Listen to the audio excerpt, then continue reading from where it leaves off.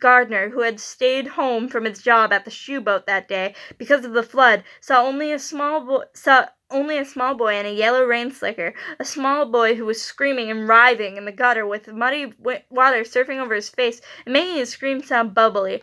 "Everything down here floats," that chuckling, rotting voice whispered, and suddenly there was a ripping noise and the flaring sheet of agony, and George Deborah knew no more. Dave Gardner was the first to get there, and although when he arrived only 45 seconds after the first scream, George Deborah was already dead. Gardner grabbed him by the back of his slicker and pulled him onto the street, and began to scream himself as George's body turned over in his hand. The left side of George's slicker was now bright red, blood flowing into the storm drain from that tattered hole where his left arm had been. A knob of bone, horribly bright, peeked through the torn cloth. The boy's eyes stared up into the white sky, and as Dave staggered away toward the others, already running pell-mell down the street, they began to fill up with rain. Wow. Cool and intense. Very intense.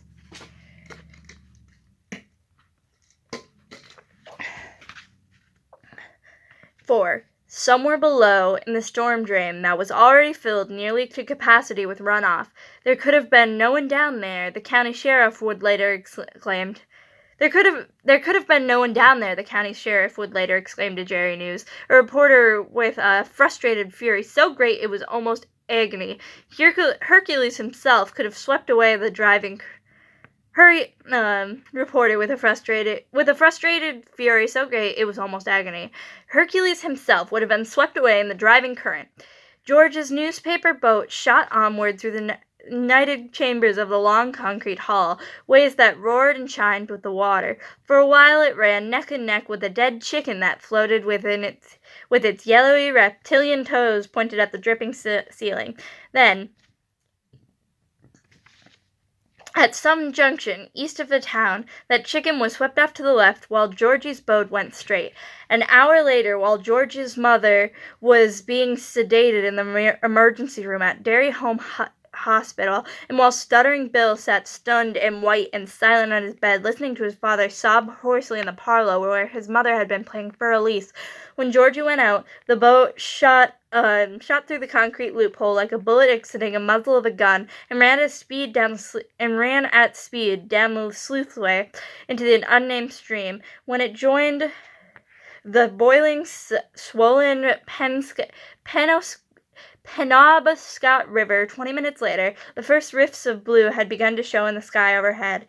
The storm was over. The boat dipped and swayed and sometimes took on water, but it did not sink. The two brothers had waterproofed it well.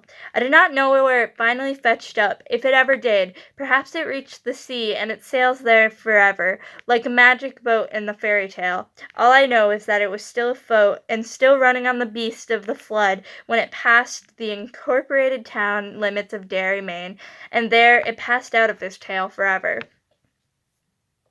I'm sure there's some kind of symbolism there about the boat representing Georgie leaving the story or something like that, or like representing the innocence. Oh, that's probably it. The boat probably represents the innocence and the childish, like, boyish love between George and Bill, and it left the town, leaving the story forever, leaving Bill forever, the innocence leaving Bill forever.